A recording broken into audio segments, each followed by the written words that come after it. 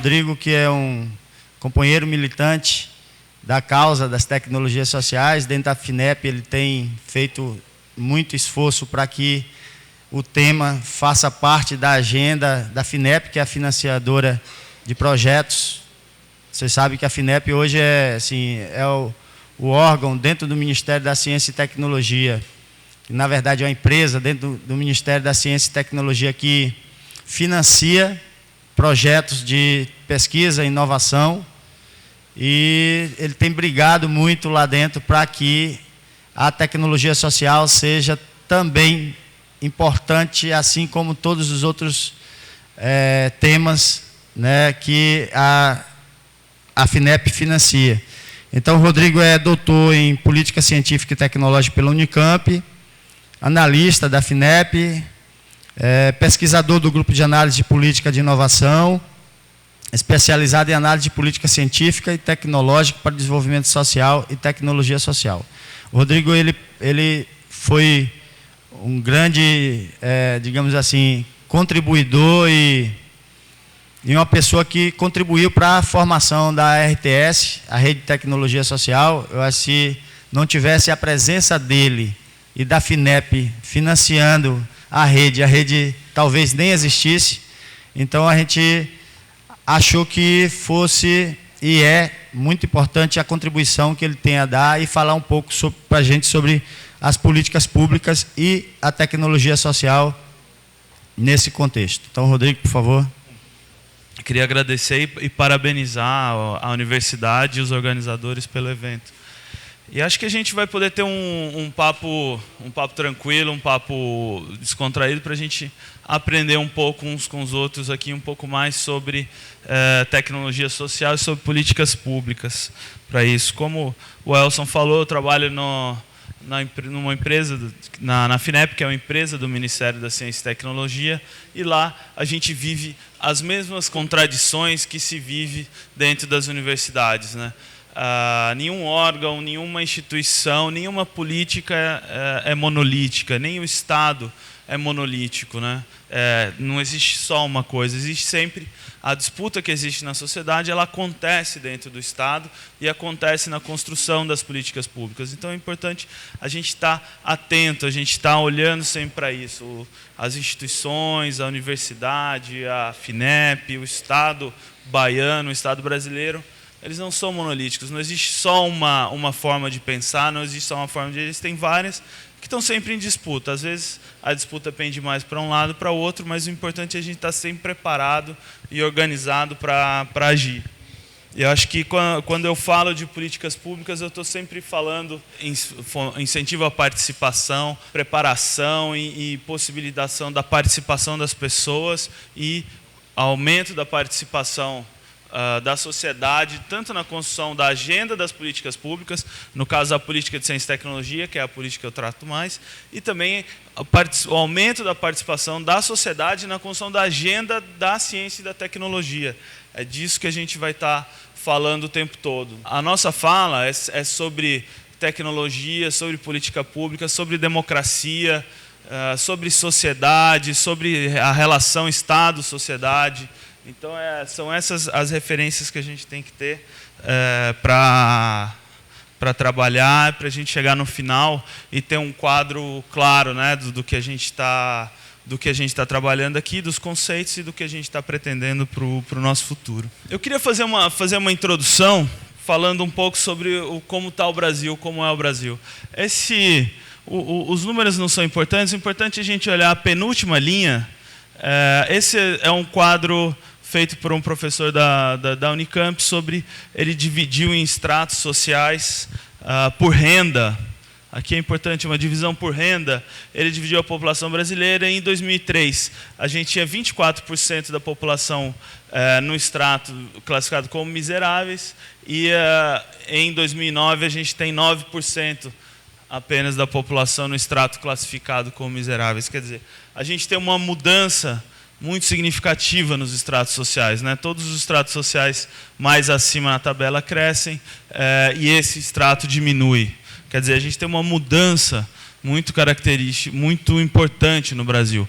Acontece nesses anos no Brasil uma mudança muito importante, que pode ser identificada pela mudança na renda, pela mudança estatística num volume, num número muito grande de pessoas. A questão social no Brasil mudou a nossa preocupação, porque a gente melhorou esses estratos, melhorou estatisticamente a distribuição da população entre estratos de renda. A gente deve já deixar de se preocupar e passar a trabalhar com outras questões? Acho que não. Acho que a questão da inclusão social e do desenvolvimento social, ela continua muito forte, porque, na minha visão, os cortes de renda, uma divisão por renda, ela não explica como vivem as pessoas.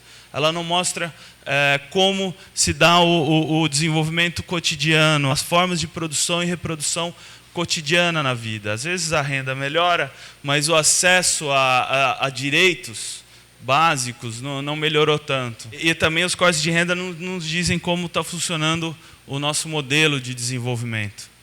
E aí aqui a palavra desenvolvimento e modelo de desenvolvimento é muito importante, porque a gente está pensando em inclusão social, a gente está pensando em desenvolvimento, e estamos pensando em sustentabilidade, mas nenhum corte de renda explica para a gente se o nosso modelo de desenvolvimento está adequado ou não, né? É correto ou não. A gente nunca sabe se o nosso modelo de desenvolvimento está produzindo esse tipo de situação, né? O nosso modelo de desenvolvimento ele não é único, ele está conectado com uma divisão internacional do trabalho que produz, que conecta. Isso não é novo, a globalização, essa conexão entre o modelo de desenvolvimento brasileiro e a divisão de trabalho internacional não é uma invenção dos últimos 20 anos. Isso sempre aconteceu, foi assim, e é assim hoje, que a divisão internacional do trabalho, ela produz, na Europa, nos Estados Unidos e no Japão, processos de concentração de renda nacional e internacionais muito fortes. A gente pode ver hoje uma parte da Europa mendigando recursos da Alemanha.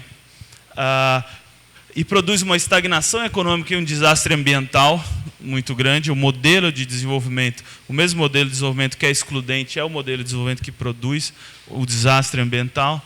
A América Latina, a desigualdade social persiste e a dependência em vários campos continua.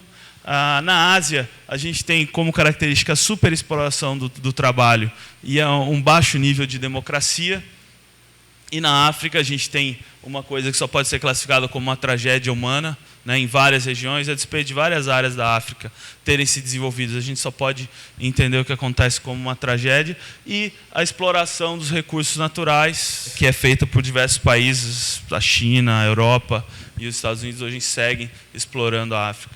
Então essa é a conexão, esse é o modelo de desenvolvimento que a gente tem hoje, e é onde nós estamos inserindo as pessoas. A gente está promovendo a inclusão social por renda, mas a gente está inserindo as pessoas num sistema que tem uma dinâmica por si só excludente e degradante ambientalmente, um sistema insustentável. Quer dizer, é um sistema onde não entra todo mundo. Eu gosto de usar essa imagem porque é claramente um sistema onde não entra todo mundo.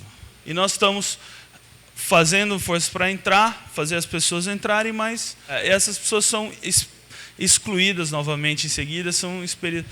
E mais a questão ambiental. Tem um estudo do WWF que diz que hoje a gente usa 50% a mais dos recursos que o planeta pode oferecer. Essas estatísticas variam, né? São sempre, mas se a gente pensar que a gente está usando muito mais recursos do que o planeta pode oferecer, a gente logo vê que a gente vai chegar numa exaustão desses recursos rapidamente.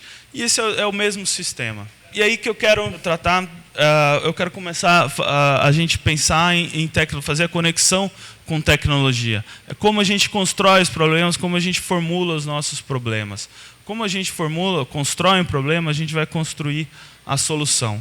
Se a gente constrói o problema do desenvolvimento, o problema da inclusão social como um problema de renda, nós vamos tentar melhorar a renda das pessoas. E aí nós vamos inserir elas nesse sistema que é excludente, que é degradante ambientalmente, que submete o homem ao controle hierárquico do trabalho. A gente vai fazer crescer uma árvore, vai fazer crescer um sistema que já está pegando fogo em cima, né? Então a gente tem que construir os nossos problemas de um outro jeito para a gente construir as nossas soluções de um outro jeito.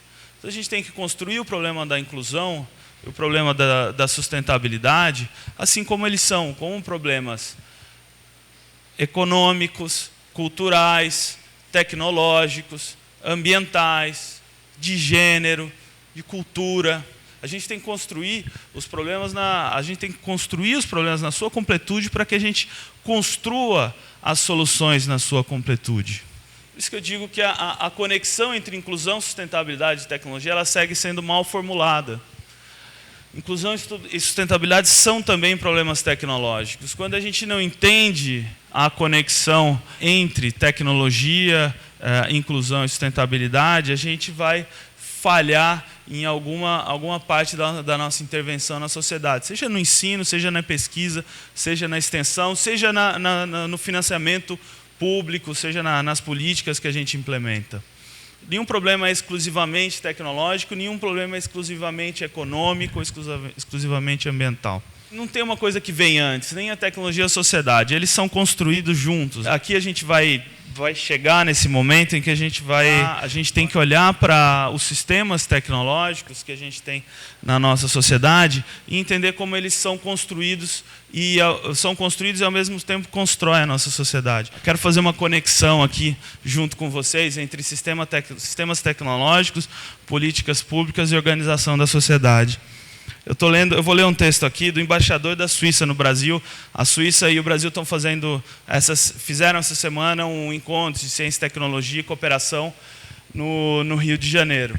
O embaixador da Suíça publicou um texto no jornal No Valor Econômico. O embaixador da Suíça está escrevendo: bom, para aumentar o uso dos trens, nós construímos 2 túneis através dos Alpes, que criaram um eixo norte e sul através da Europa, promovendo um transporte mais sustentável. Trens. Em geral, a Suíça está fazendo tudo possível para tirar carros das ruas, usar meios de transporte menos poluentes, tornando mais atraente o uso do transporte público. Essa semana, o governo brasileiro baixou de novo o imposto de produção, o imposto sobre produtos industrializados do IPI de carros, né? O IPI para os carros. Então, quer dizer, a Suíça está fazendo uma cooperação com o Brasil, e o parágrafo seguinte ele diz: tenho certeza que o Brasil também está fazendo esforços nesse sentido. Ele é embaixador, né? Os embaixadores são sempre muito educados. Mas o sistema de transportes é um sistema tecnológico. E ele constrói a sociedade ao mesmo tempo que a sociedade constrói esse sistema. Então, quanto mais a gente investe na tecnologia de transporte individual, né, carro, mais a gente vai fazer uma sociedade baseada em transporte individual, no individualismo, uma sociedade que vai gastar mais para fazer ruas, vai gastar mais para valorizar o transporte individual do que para valorizar o transporte coletivo, o que é coletivamente mais caro, né? O transporte individual ele é coletivamente mais caro, energeticamente menos eficiente.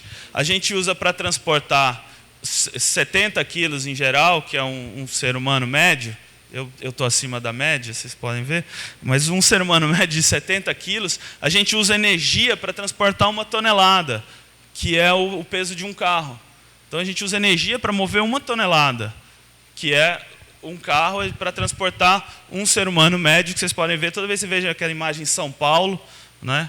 Vocês veem o sistema tecnológico de transportes urbano baseado no transporte individual. Da conexão, tecnologia, construção da sociedade, políticas públicas, né? A gente está vendo um carro. Só que aí a gente começa, não, então a gente fala que tem que ser menos poluente. A gente tem que usar o álcool porque ele é menos poluente. A gente tem que usar a energia elétrica porque ele é carro elétrico, porque o carro elétrico é menos poluente. Ok, nós vamos poluir menos. Mas um carro, ele polui muito mais antes de ser produzido do que o que ele vai poluir a vida inteira dele, a existência inteira dele. Para você produzir a quantidade de alumínio necessária para produzir um carro, você polui muito mais, usa muito mais energia, muito mais água, muito mais um monte de coisa do que o carro em si vai poluir ao longo da vida dele. Então não é um problema só da poluição que o carro produz, é da forma como você produz.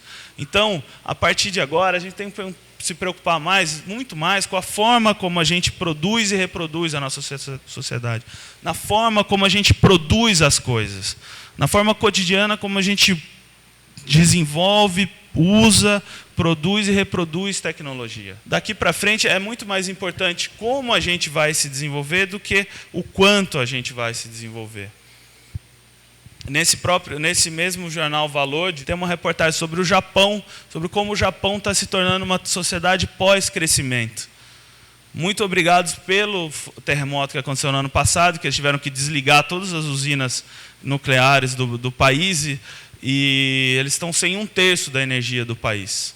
Então, as pessoas nos escritórios, elas não usam mais gravata e paletó. Porque elas não usam mais gravata e paletó porque precisa esfriar mais, porque as pessoas estão de gravata e paletó. Então, as pessoas estão deixando de usar.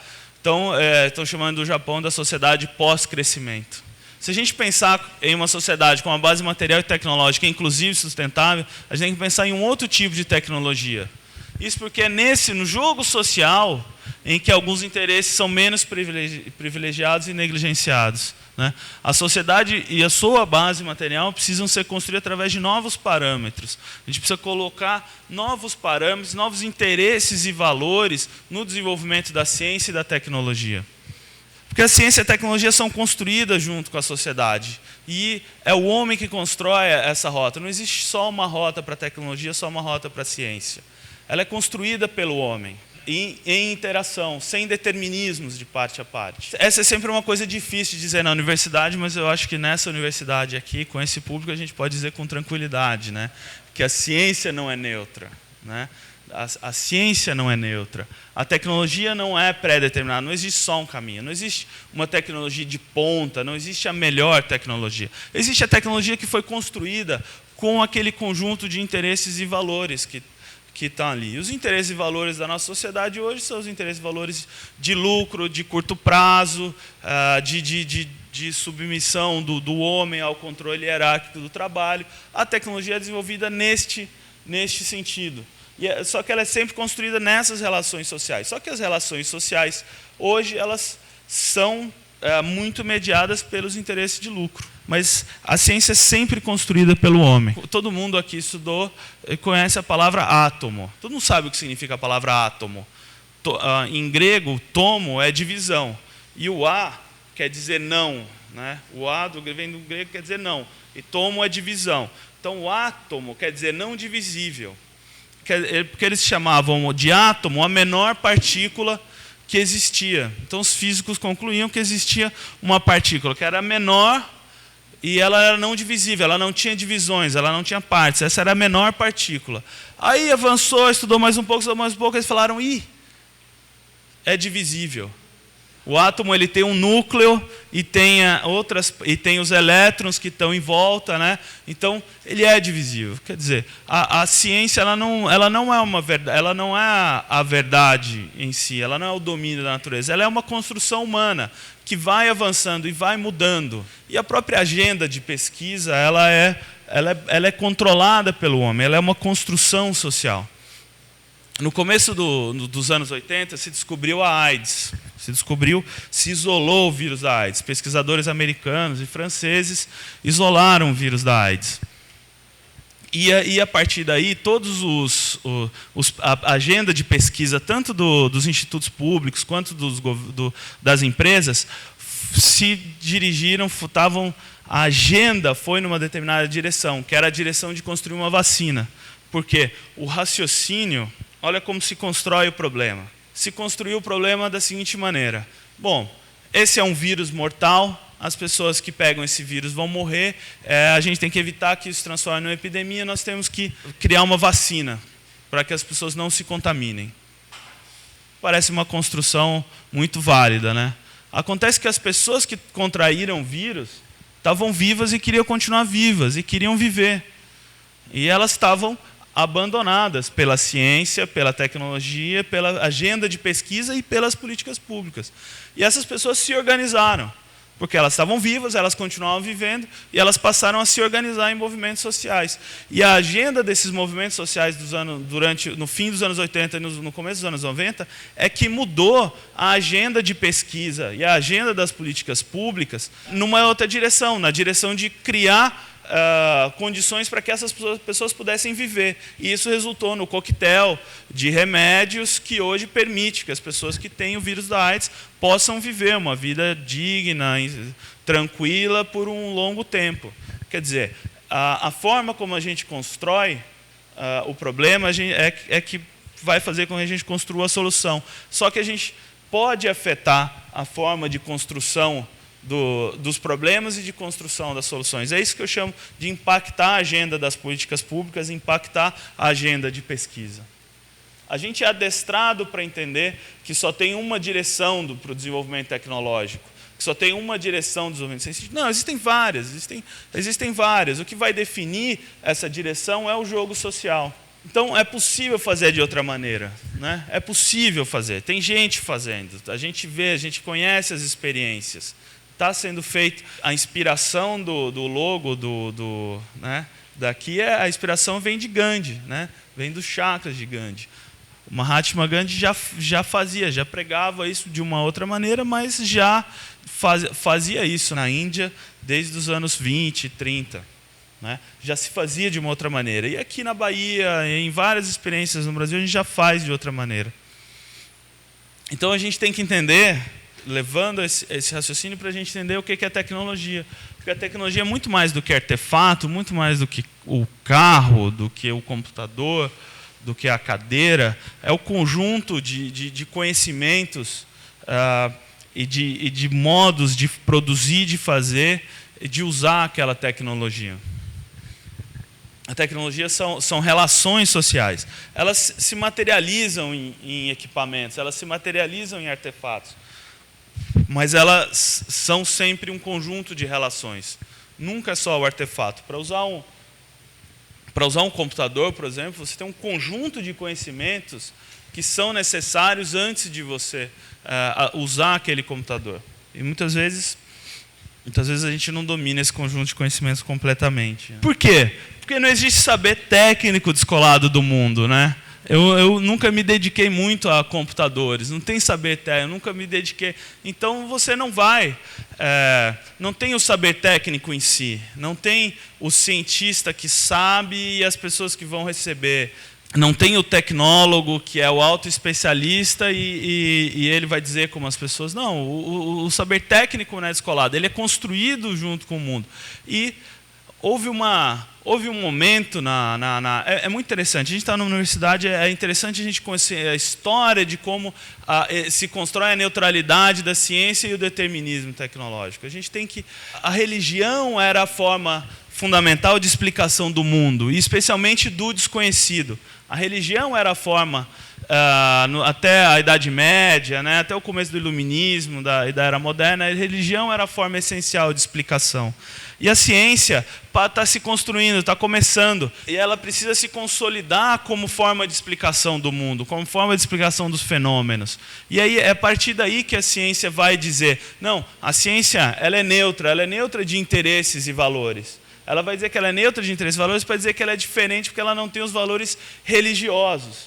Então, no primeiro momento, a proposição da ciência como neutra, como isenta de interesses e valores, ela é um elemento histórico muito importante, de separação da ciência e da religião como formas de explicação do mundo. Com o passar do tempo, com o desenrolar dos sistemas, a ciência passa essa forma de se isolar da religião, passa a ser uma forma de explicação, uma forma de visão de mundo dos cientistas que acabam impondo isso ao resto da sociedade, essa forma de explicação, e passam a usar isso como uma forma de legitimação social e de isolar a ciência do resto da sociedade. Então, é importante a gente ter claro isso, é importante a gente ter claro que a gente não está jogando fora a ciência, aqui a gente não está jogando fora a importância da ciência, a importância da tecnologia. Nós estamos colocando as coisas como elas precisam ser entendidas, né? Como a ciência e a tecnologia como coisas humanas, como construções do homem. A gente está acostumado a conceber a ciência como o domínio da natureza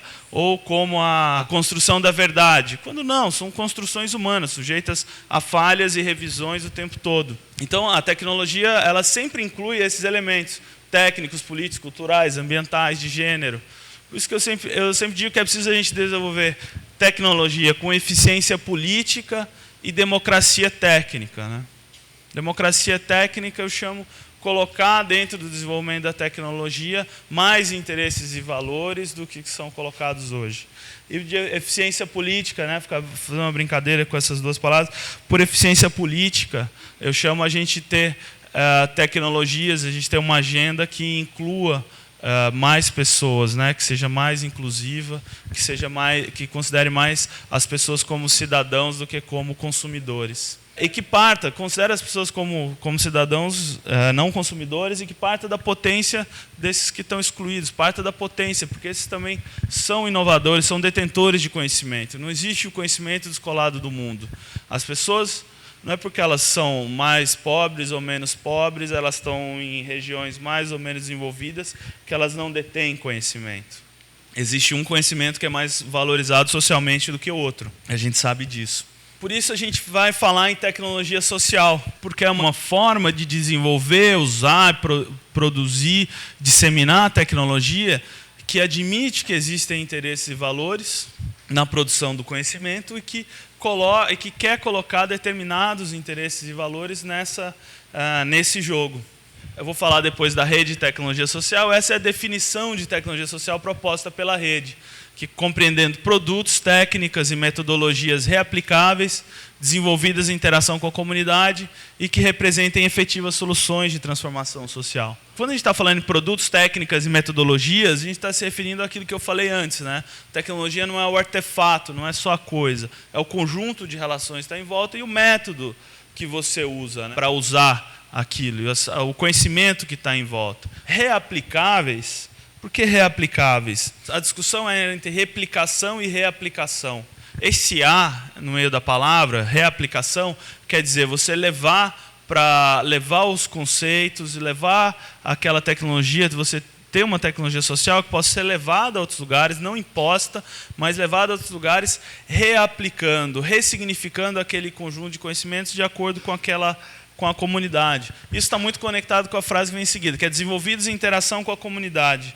A ideia de ter uma tecnologia que seja desenvolvida em interação com a comunidade é para garantir que os interesses e valores daquela comunidade estejam dentro da tecnologia desde o seu desenvolvimento, desde o seu nascedouro, né? Porque se a gente não desenvolve a tecnologia com esses interesses e valores, ela vai carregar outros interesses e valores. Então, quando está se desenvolvendo, um exemplo que pode ser mais conhecido é o exemplo das cisternas de placa. Quais são os interesses e valores que estão sendo colocados dentro da cisterna de placa quando ela está sendo desenvolvida? Afinal, a cisterna foi desenvolvida na Universidade Federal de não sei onde, pelos engenheiros e cientistas. Foi? Não, né? Quem foi que desenvolveu? Foi um pedreiro, né? Paraibano. E como que ele desenvolveu essa tecnologia da cisterna de placa? Ele desenvolveu pensando no problema que ele tinha que resolver. Como é que ele construiu o problema da seca? Ele construiu o problema do acesso à água do ponto de vista, eu tenho que conviver com uma situação de seca. Então eu preciso, individualmente, eu preciso reter a água na minha casa, eu preciso reter a água comigo para que eu possa acessar ela rapidamente, eu possa acessar ela fácil, eu preciso manter essa água ao longo de um período grande. E só que para isso eu só posso usar determinados materiais e determinados conhecimentos são os quais eu tenho acesso.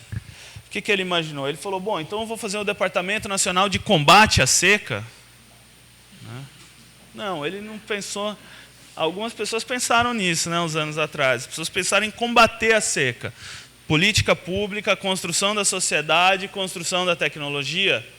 Tecnologia açude. Quais são as tecnologias de acesso à água no interior do Nordeste, na região da seca? Transposição do Rio São Francisco.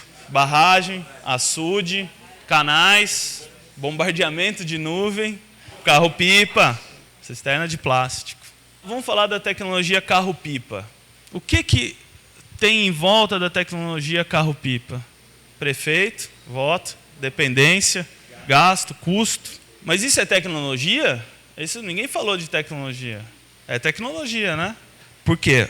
A tecnologia de acesso à água carro-pipa constrói uma determinada sociedade, porque ela faz com que as pessoas dependam de quem traz o carro-pipa. E isso constrói política, isso constrói economia, isso constrói gênero. Essa tecnologia ajuda a construir uma determinada sociedade. Se a gente pensa na tecnologia cisterna de placa, a gente tem a família que recolhe água e guarda a água autônoma e individualizada para aquela família. Essa tecnologia ajuda a construir uma outra sociedade. Ela ajuda a construir uma outra relação política, ela ajuda a construir uma outra relação ambiental, uma outra relação de gênero. O pessoal que estudou da ASA estudou o impacto da cisterna de placa para as mulheres. E a conta que eles fizeram é que a cisterna de placa economiza 3 meses por ano das mulheres. As mulheres é que ficam em casa, os homens saem para trabalhar, migram, vão para outras regiões, a mulher fica em casa, ela que tem que buscar água. Ela que administra tudo. Vocês imaginam o que é 3 meses por ano na sua vida? A mulher no sertão gasta 3 meses por ano para buscar água. Então, tecnologia é gênero. Como a gente constrói o problema, a gente vai construir as soluções. Se a gente constrói o problema da inclusão, o problema do desenvolvimento, como um problema de combate à seca, como problemas de elevação de renda, a gente vai construir uma determinada solução. Se a gente constrói o problema do desenvolvimento como um problema de fazer com que todos melhorem e atinjam o potencial do ser humano, a gente vai construir outras soluções. Se a gente constrói o problema do semiárido com um problema de convivência com a seca, nós vamos construir determinadas soluções. Nós vamos construir outras soluções. E para cada ambiente, para cada situação, a gente tem que se perguntar como eu estou formulando o meu problema, como eu vou formular essa solução, como eu vou construir a minha metodologia, a minha técnica, os meus procedimentos, meus produtos, para que eu inclua sempre os interesses e valores de um conjunto mais amplo de pessoas da sociedade. E não é só dos mais pobres. A gente não tem que fazer tecnologia para pobre, a gente não tem que fazer coisas para pobre, a gente tem que fazer coisas para todo mundo. Resolveu a questão do sistema de transporte é para todo mundo. A questão da convivência com a seca é uma questão para todo mundo no Brasil. Resolver o sistema de transporte é um problema para todo mundo. Agora, é óbvio que quem perde mais hoje, quem sofre mais os efeitos de um sistema de transporte que está baseado no transporte individual, automóvel? Os mais pobres. É lógico, as pessoas nas grandes cidades, ou mesmo nas médias e pequenas cidades, quem mora mais longe demora mais para chegar. Quem mora mais longe paga mais caro para se deslocar. Mudar a tecnologia na qual está fundado o nosso sistema de transportes é uma solução para todo mundo, mas óbvio que ela é uma solução principalmente para os mais pobres. A gente vai fazer uma palestra de tecnologia social e políticas públicas, mas a gente tem que falar de solidariedade, tem que colocar, isso são interesses e valores. Solidariedade é um interesse, é um valor fundamental que deve ser colocado quando a gente faz uma política pública, quando a gente faz uma tecnologia. Porque isso constrói o referencial lá na frente, constrói a tecnologia. Se a gente vai fazer um açude gigante ou se a gente vai preparar as pessoas para construir a sua própria cisterna e ajudar o vizinho a construir a cisterna dele e consertar essa cisterna. Porque se vocês pensarem na apropriação do conhecimento, quando tem um problema na cisterna, a pessoa aprendeu a construir ela vai, ela conserta, ela faz outra, ou ela ajuda o vizinho a fazer, ela ajuda um parente a fazer. Quando ela não sabe fazer, quando você tem uma cisterna de plástico, aquela cisterna racha, ela não sabe fazer, ela não tem acesso ao conjunto de conhecimentos e materiais necessários para refazer uma cisterna de plástico. Por isso, a tecnologia ela é econômica, ela é política, e ela constrói uma determinada sociedade. Esse é o que a gente chama de pressupostos e princípios da tecnologia, né? mudança de comportamentos, método de processo, mudança de comportamentos, atitudes e práticas, participação e apropriação da comunidade, critérios além dos econômicos. Por isso que, quando a gente está conectando esses dois temas, a gente tem que compreender o papel da tecnologia na exclusão social, porque a ciência e a tecnologia, como parte da sociedade, são parte dos sistemas de inclusão e de exclusão. Por isso a gente tem que entender o papel da tecnologia nesses momentos, a gente tem que compreender o papel da tecnologia social nas possibilidades de inclusão e de desenvolvimento.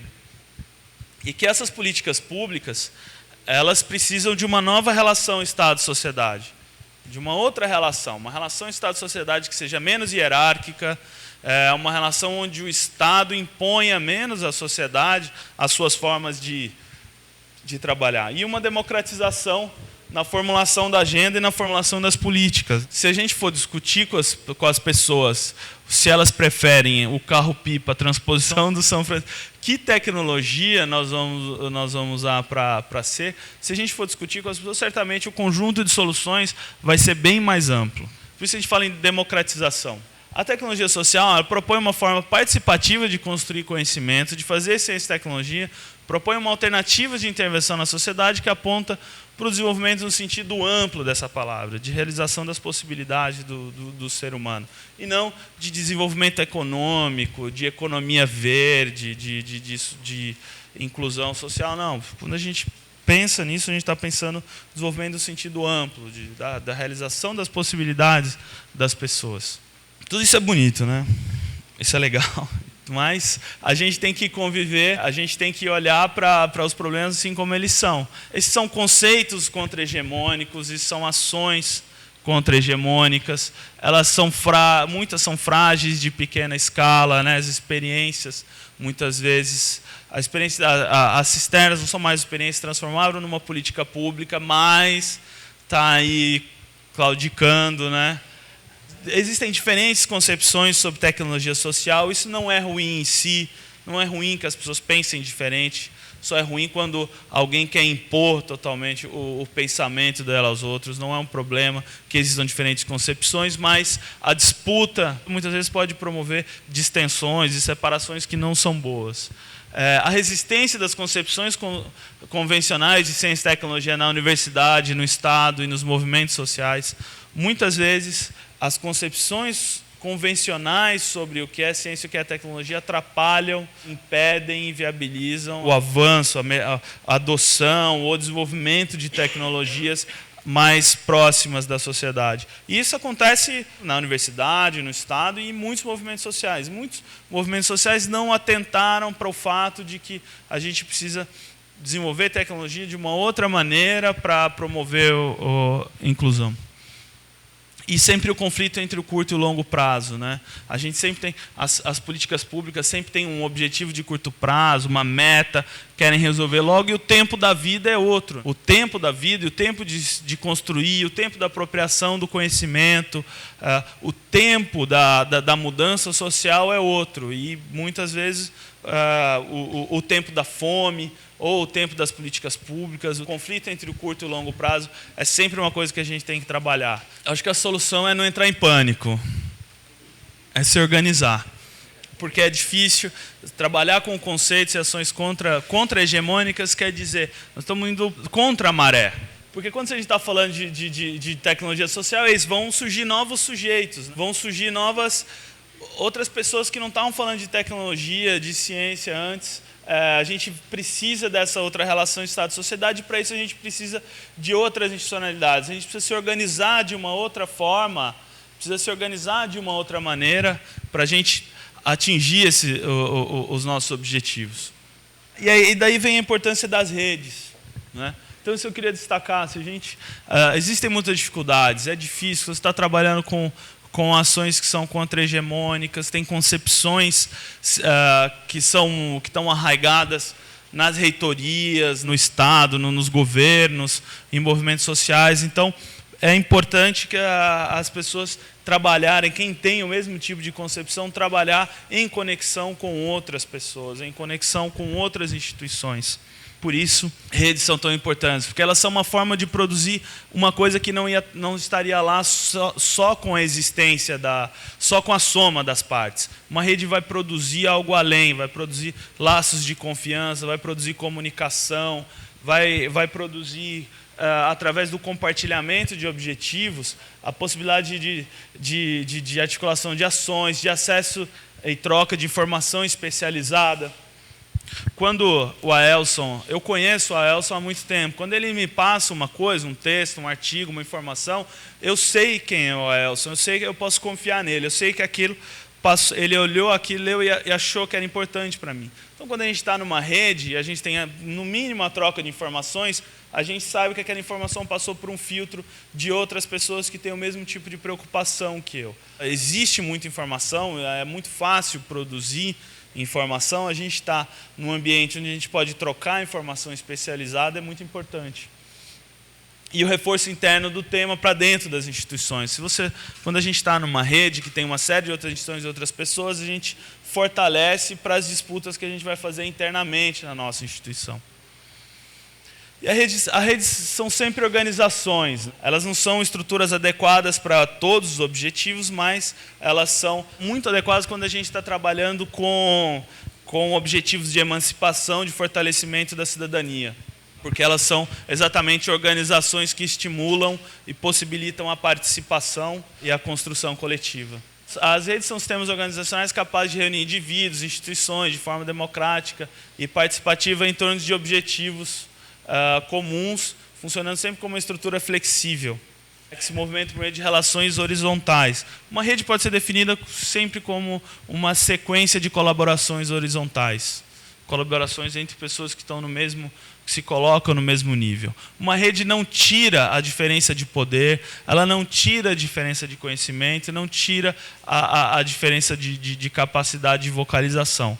Mas se as pessoas se propõem a estar numa rede e a colaborar como iguais e de forma não hierárquica, mas colaborar de formas iguais, essa sequência de conexões, de colaborações, forma uma rede, seja ela formalizada ou não.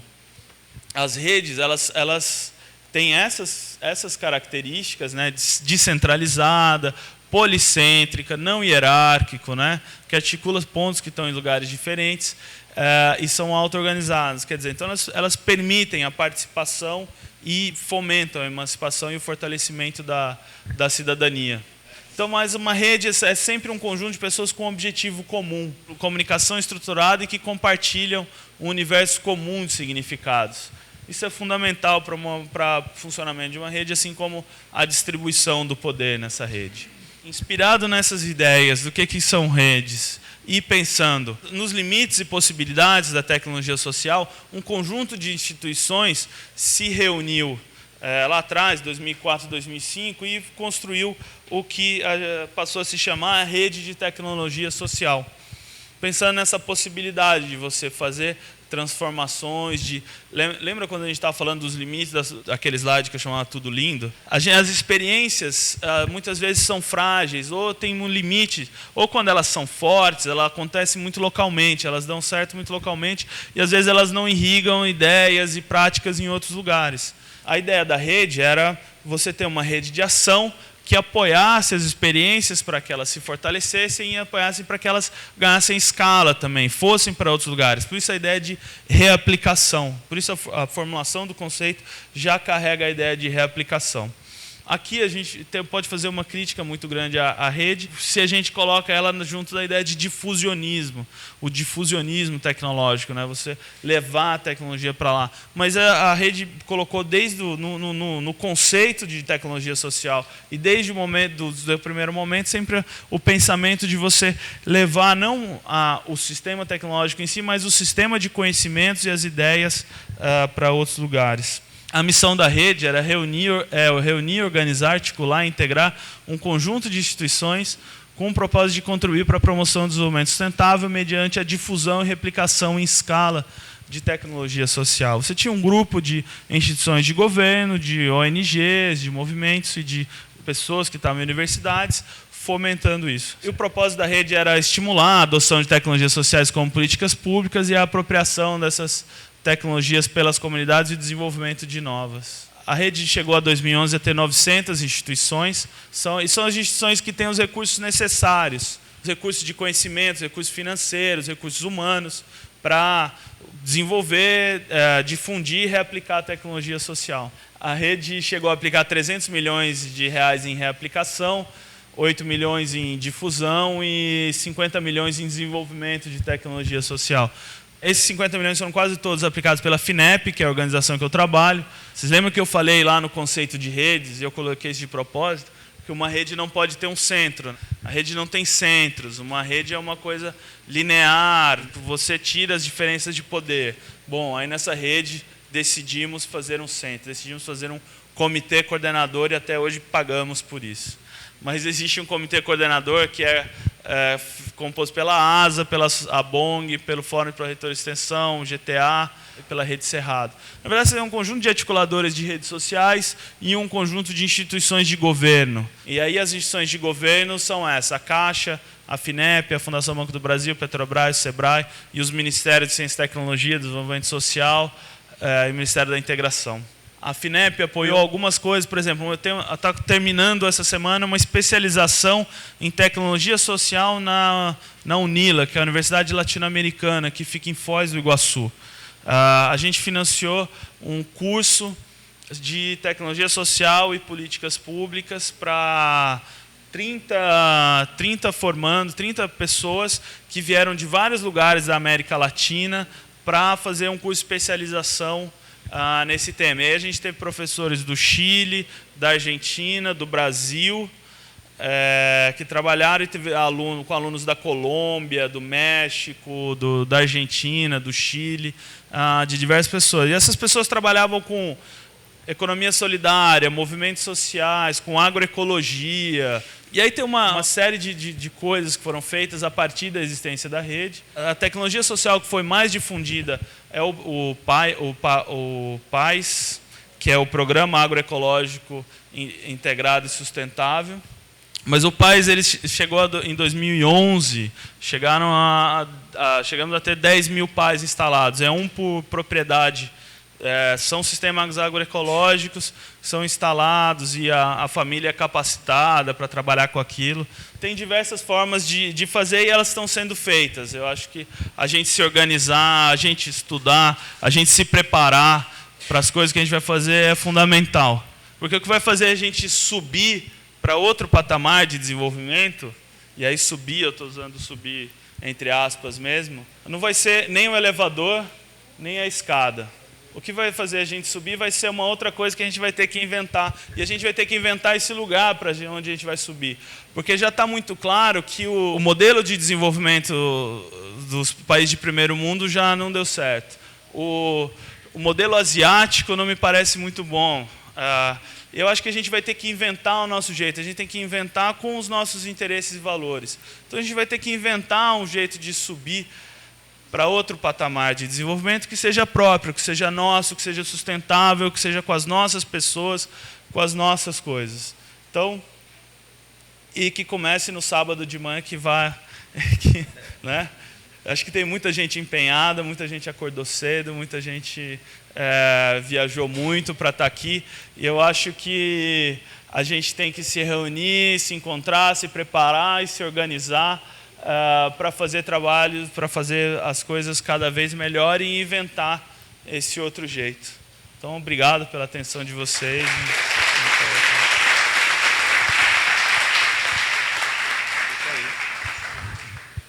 Eu não disse que o cara era bom? A gente poderia, eu acho que classificar a aula dele como assim, uma aula de sociologia da tecnologia, da ciência e da tecnologia. Tecnologia social hoje faz parte da agenda de governo? Conhecer um pouco da rede foi fantástico, né? Abordar do jeito que o Rodrigo fez. Agora ele falou sempre em passado. Eu queria te perguntar, o que está fazendo a rede hoje? Ela está se metamorfoseando, ela está fazendo o quê? Certo? Por outro lado, ontem a gente está discutindo a questão da possibilidade de criar uma rede interamericana de tecnologias sociais. E uma pergunta, inclusive, para o grupo que teve essa reunião ontem. Como isso se encaixaria, tudo que o Rodrigo falou, se encaixa dentro desse conceito de criação dessa rede latino-americana de tecnologias sociais? Seria basicamente isso. Falando um pouco sobre os fundamentos da tecnologia social, eu estava pensando comigo que nós, estudantes da tecnologia social, vemos sempre ela como uma forma de melhorar a vida das pessoas para que elas possam se autossustentar a partir de um determinado problema que ela queira resolver, né? Pessoas possam resolver problemas a partir dos seus próprios recursos. A tecnologia social, ela poderia ser caracterizada também como uma estratégia do movimento capitalista para que se pudesse também diminuir postos de trabalho? A pergunta do Aelson, se tecnologia social está na agenda do Estado, das políticas públicas, está menos. Está menos na agenda, está com menos prioridade dentro de algumas instituições e eu estou muito preocupado. Isso me conecta com a pergunta do Henri. A rede hoje, a rede está numa crise hoje, está numa crise de identidade, porque vocês viram que eu estava contando que acontece que tem um centro, né? A rede tem um centro. Então, houve um rompimento dos laços de confiança dentro desse centro. Quando você constrói uma rede, dica para quem quer construir uma rede: não faça um centro, construa uma rede aberta, democrática, onde a gestão e a construção sejam sempre... Se mais você tem que ter alguém, uma instituição para cuidar ou para tocar, que isso mude com o tempo, que isso seja... tem que inventar estratégias para que você não crie um centro. O que aconteceu na rede de tecnologia social é que ela criou um centro. Se a gente pensar uma rede como um conjunto de conexões, né? Se a gente tiver se todo mundo está nessa sala fizer uma rede, a gente tem que ter conexões de todo mundo para todo mundo. A gente tem que ter a possibilidade de conectar todo mundo com todo mundo, e não todo mundo todas as conexões passarem através de um centro, como se hoje, aqui nesse nosso ambiente, todas as conexões passam através de quem está dando a palestra, né, em tese, nessa nossa rede. Uma rede de verdade, todo mundo tem que poder se conectar com todo mundo. E o que aconteceu na rede de tecnologia social é que criado um centro com instituições muito grandes, muito poderosas e muito vaidosas, você faz com que as conexões passem por quase todas as conexões passavam por dentro, por esse centro. E eu, como coordenador, tinha uma secretaria executiva também, que era muito dinâmica, que dinamizava o funcionamento da rede, mas também ajudava formou-se aí o que se chama em teoria de redes de um hiperconector, um conector por onde passavam a maioria das conexões dessa rede. E quando você teve uma crise dentro desse centro, desse hiperconector, e isso ocorreu um rompimento. Então agora as pessoas estão tentando trabalhar para recompor a rede, recompor de alguma forma esse movimento para que ele possa continuar. Então, o que está acontecendo agora, está tendo conversas para ver como se remonta isso, mas elas estão um pouco lentas exatamente porque a prioridade hoje de tecnologia social é mais baixa do que em momentos anteriores. Agora, respondendo à pergunta da nossa companheira, se você lembrar da definição de tecnologia social adotada pela rede, ela tem ali no final, assim, e que sejam soluções para a transformação social. Soluções para a transformação social foi claramente uma solução, não é um conceito, é uma solução. Porque quando você fala transformação social, você pode... É uma palavra tão gasta, uma expressão tão gasta hoje, que você pode estar dizendo, desde de mudar um pouquinho aqui a realidade até a revolução comunista, né, a ditadura do proletariado. Então, a gente pode... ali se colocou de forma muito aberta, mas foi uma estratégia das pessoas que estavam formulando isso nesse momento de deixar aberto. Então, tecnologia social pode ser desde uma pequena mudança na vida das pessoas, até depende da forma como você concebe, como você vê. A tecnologia capitalista em si, ela é sim para reduzir a mão de obra, para reduzir empregos. As empresas, elas desenvolvem tecnologia para duas coisas, basicamente. Vamos chamar de duas frentes, uma frente interna e uma frente externa. Na frente externa, elas desenvolvem tecnologia para concorrer, né? Elas desenvolvem novos produtos, desenvolvem tecnologias para concorrer no mercado capitalista, para deslocar as outras empresas, para ter ganho extra sobre as outras empresas. No front interno, a empresa desenvolve tecnologia para, óbvio, reduzir custos e para dominar o trabalho. Se a gente lembrar, toda a história da produção da tecnologia capitalista, ela é feita basicamente tirando o conhecimento do trabalhador e incorporando ele nas máquinas e no processo produtivo, né? Antes, o fazedor de sapatos, o shoemaker, ou quem fazia o sapato, sabia fazer o sapato inteiro. Depois, com a criação das oficinas, das fábricas, foi se dividindo o trabalho e foi se incorporando o conhecimento do trabalhador, as máquinas e a organização do processo de trabalho. Então, a tecnologia capitalista, ela tem esse interesse e valor no seu desenvolvimento. A tecnologia capitalista, ela não é desenvolvida na melhor direção. Ela é desenvolvida na direção da redução do uso de mão de obra e do controle do trabalho. A tecnologia capitalista, ela é desenvolvida no sentido do controle do trabalho, do controle hierárquico. Como a gente está falando de um empreendimento heterogestionário, né? Uma empresa capitalista tradicional, um empreendimento onde você tem o controle hierárquico sobre a produção, a tecnologia é desenvolvida para esse controle. Então, ela tem esse interesse e valor no seu desenvolvimento. Então, quando a gente está chamando de tecnologia convencional, tecnologia capitalista, é uma tecnologia que tem esses interesses e valores no seu desenvolvimento.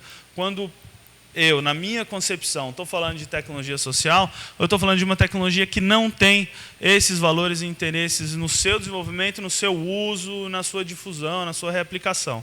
Então, a gente tem que olhar bem tem que saber como aquela tecnologia foi desenvolvida e como ela é usada. Está se chamando de tecnologia social, mas quais são os efeitos que ela produz para as pessoas? Uma tecnologia, ela é política, ela é gênero, ela é meio ambiente, ela é cultura. Então, se você olhar para as coisas que estão em volta dessa tecnologia, você vai encontrar quais eram os interesses e valores que estavam no desenvolvimento dela ou qual foi o resultado. Porque você pode ter interesses e valores lá no começo e sair com uma coisa depois, ou aquilo pode ser reusado de outras formas. O Henri, na verdade, provocou a fala, né? Quando ele disse, nós estamos pensando numa rede e tal. Não é uma rede, né? O que está se construindo é um observatório de tecnologias sociais. É um observatório em rede, é verdade, né? Mas não é uma rede. O observatório que está se pensando, né, com algumas universidades latino-americanas, é para identificar ações e contribuir, por exemplo, com o trabalho das redes que estão se formando. Eu tenho visto com pessimismo essa relação, digamos, de fóruns em que participam na mesma condição representantes do governo e representantes da sociedade civil organizada. Por quê? Porque o governo controla os recursos, né? Ele que diz, para isso tem dinheiro, para aquilo não tem. Tal. Bom, então eu tenderia a ver o problema, não participei nunca efetivamente, diretamente da RTS, só participei da rede de TCPs, conheço a experiência da ASA, né? E o que eu acho? Eu acho que o governo ele tem uma força centrípeta muito forte, né? É um liquidificador, né? O governo gira e as coisas fazem um funil em torno dele. Então, o que acontece? Quando a gente olha ali, por exemplo, o comitê coordenador, né? Bom, tem a ASA, né? Tem ali o Ethos, mas perto da Caixa Econômica Federal, ou do Banco do Brasil, ou da FINEP, né? Fica muito difícil ter uma interlocução ali, né? Pau a pau. Eu acho que o problema do Fórum Brasileiro de Economia Solidária, eu acho que também tem muito a ver com isso, né? Quer dizer, aquela coisa de 1/3 de gestores públicos, 1/3 de apoiadores, 1/3 de empreendimentos, eu acho que também complica, né? Porque quando o governo está dentro da discussão, como se fosse parte integrada da discussão, a capacidade do governo influir ela é muito maior que dos outros atores. Eu acho que isso a gente precisa repensar. Mas quero saber a sua opinião sobre isso, homem do governo. Bom, Rodrigo, foi ótima a sua aula, né? E a gente estava comentando anteriormente, quer dizer, mais especificamente ontem e hoje de manhã, que é uma felicidade muito grande ele estar aqui, porque, assim, há alguns dias, na disciplina de Políticas Públicas e Tecnologia Social, que foi dada aula por Jerônimo, a gente trabalhou um texto de Rodrigo, texto não, na verdade, além de um artigo, depois a gente também estudou a tese dele, que ele faz uma análise um pouco do Programa de Ciência e Tecnologia, né, do Brasil, da lei, na verdade. Mas, enfim, foi muito bom. Eu queria falar duas coisas. Uma, em relação à rede, eu ainda acho que... Ainda acho não, na verdade, as redes são, assim, extremamente estratégicas para fortalecer não só os empreendimentos, as organizações, a sociedade civil, mas, assim, temas como tecnologia social, como os empreendimentos, como outros temas que resolvem, que aproximam a população do seu problema e resolvem, ajudam a resolver, né?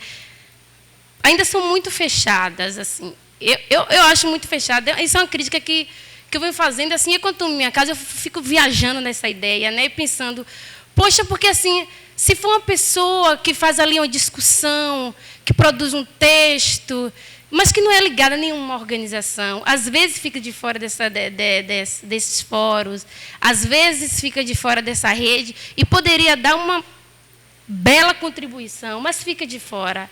Aí, assim, é só uma crítica, assim, que eu faço, essa questão. As redes são muito fechadas nesse sentido. Agora, a pergunta que eu quero fazer. Bom, eu não vou fazer um histórico, né? Mas, assim, agora nessa política nova de territórios, né? De políticas territoriais, tal, do governo, começou há 10 anos. E aí, agora, eu estou como agente de desenvolvimento territorial. Eu fui contratada pelo governo do Estado, pela Secretaria de Planejamento, né, para estar assessorando os colegiados territoriais, para estar articulando as políticas territoriais, né, do território do Cisal. E aí, assim, a gente conversa muito quando a gente se reúne, os articuladores, os agentes, na verdade, e eu estava pensando se teria alguma forma, sei lá, que pudesse aproximar a FINEP dessa política territorial, se teria algum financiamento, algum recurso para a gente estar disseminando a questão das tecnologias sociais junto à política territorial. E só um complemento no que o Antônio falou. Ele perguntou um pouco sobre a relação governo e sociedade na construção dessas redes, desses espaços de decisão e articulação. Eu estendo a pergunta para a questão das políticas públicas. O ano passado, a relação MDS e ASA quase se rompeu por uma série de fatores. Eu até queria saber se você pode dar alguma informação mais clara do que aconteceu de forma bastante breve. Mas isso também se manifesta nas políticas públicas de implementação de tecnologias sociais, que quando o Estado faz parceria com a sociedade civil para implantar a tecnologia social, essa relação também é totalmente desigual. O Estado define o que vai ser feito, quando vai ter recurso, como vai ser implantado, e com o risco, no ano passado, de quase que o programa de cisternas do MDS deixar de ser uma tecnologia social, eles contratarem empresas e empreiteiras para implantar essas tecnologias, e a ASA, que muito mais do que construir cisternas, ela constrói relações ali e tecnologias sociais a partir dos beneficiários. Isso quase se perdeu. Então, queria saber um pouco qual é o modelo que você imagina, não de formulação de tecnologias sociais, no sentido de política de ciência e tecnologia, mas como deve ser a construção de uma política pública de implementação de tecnologia social que necessariamente vai ter que envolver governo e sociedade civil. Falando rapidamente sobre a rede, essa rede, eu acho que a gente tem que avançar essa conversa, porque tem algumas redes se formando, observatório, eu acho legal formar o observatório, eu acho que tem conexões aí para a gente fazer que são legais. Sobre a Rosileff, ela fez a pergunta sobre é sempre bom descobrir leitores da nossa tese. Então, já contei, eu já estava contando 8 já, agora já das 2 mãos eu não vou ter mão para contar mais. Mas para a gente, eu não sei se a gente tem um financiamento. Nesse momento a gente não tem nenhum financiamento para desenvolvimento territorial. Talvez a gente possa vir a ter, mas eu não sei. Eu acho que o que a gente tem que avançar, acho que a primeira coisa que a gente tem que avançar é na concepção sobre tecnologia desses agentes de desenvolvimento. Eu acho que para a gente chegar, e até para a gente chegar a formular uma política interessante, para que a gente tenha propostas interessantes, um trabalho interessante, a gente tem que avançar na concepção de todo mundo sobre tecnologia social e como é que esses territórios vão trabalhar essa questão. Não que os territórios vão se transformar numa política de ciência e tecnologia, mas como a política de ciência e tecnologia e a política de territórios convergem e como as pessoas embaixo fazem, e as pessoas na implementação da política fazem convergir, né? Desenvolvimento e tecnologia, de preferência com as concepções de tecnologia social, né? Acho que o principal trabalho para fazer, primeiro com esses agentes, é como é que eles olham o mundo, como é que eles olham a tecnologia social, qual a capacitação que eles estão recebendo, eles estão ouvindo falar de economia solidária, de tecnologia social, dessas coisas. E aí, quem sabe? Nesse momento, não tem nenhum financiamento. Mas eu acho que se a gente trabalhar, se a gente tiver um coletivo de pessoas prontas para esse trabalho, é mais fácil da gente conseguir construir alguma coisa. Isso conecta um pouco com as perguntas do Antônio e do Adriano sobre redes, fóruns, o Estado e a decisão sobre políticas públicas. Eu acho, por exemplo, o Antônio colocou a participação do Estado em redes ou fóruns, né? Cria uma relação muito desigual, o Estado é muito mais forte. Mas eu acho que se a gente tira o Estado também dessas redes, desses fóruns, a gente nunca vai conseguir mudar o Estado. A gente nunca vai conseguir afetar as políticas públicas. Se a gente deixa a relação Estado-sociedade sempre como uma disputa, uma crítica e você tira os espaços de construção. Eu acho que eu sou sempre pelo aprofundamento da democracia. Eu acho que se as redes, esses fóruns, se eles não estão funcionando, a gente tem que tentar criar outros espaços de formulação das políticas, tem que aprofundar. Eu sou sempre eu acho que a gente só resolve se a gente aprofundar a democracia e aprofundar o respeito aos direitos de cidadania. Então, se não está dando certo, a gente tem que procurar outras estratégias que aprofundem a capacidade da sociedade de intervir nas políticas do Estado. Até o momento, a forma que eu visualizo de fazer isso é a reunião da sociedade em redes e fóruns e tal, que possa impactar essas políticas. É frágil. Foi mais forte nos 8 anos de governo Lula, foi mais forte. O governo Dilma, está mais frágil a possibilidade de participação da sociedade no governo Dilma? Está. O que a gente vê, o que eu vejo, pelo menos como eu vejo a construção desse governo, e aí não da presidência, mas de como estão formadas as políticas e as equipes, existe menos permeabilidade do Estado à sociedade, às proposições da sociedade hoje no Brasil.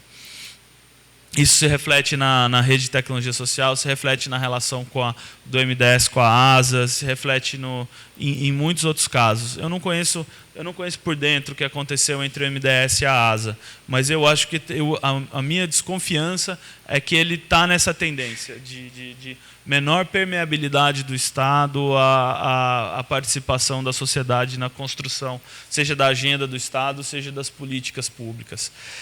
Mas eu acho que só o fortalecimento da sociedade faz com que ela dispute melhor o Estado. E se as redes, se os fóruns não estão funcionando, eu acho que a gente tem que procurar outras estratégias, fazer de outro jeito para disputar isso. Acho que a gente não pode nem jogar fora o Estado, só criticar o Estado e nem ser um pedinte, ficar sempre mendigando do Estado coisa e aceitar o que o Estado nos oferece na forma como nos oferece, porque muitas vezes o Estado erra, não são poucas vezes. Então eu acho que a gente tem que sempre buscar fortalecer a sociedade nessa relação, porque ela é sim desigual e ela foi socialmente, historicamente construída de forma desigual. Mas eu acho que a gente tem que ir para dentro do Estado. Eu sempre estimulei meus amigos a fazerem concursos públicos, a ir para dentro do Estado, a disputar de dentro do Estado as coisas e tentar mudar esse Estado, trazer ele de um Estado muito hierárquico e que submete muito a sociedade para um Estado que dialoga e constrói junto. Eu acho que vai demorar muito tempo para a gente construir esse outro Estado ainda, mas eu sempre acho que é possível. Senão eu já teria desistido, já teria abandonado o meu cargo. Obrigado a todos. Podemos ir ao nosso café.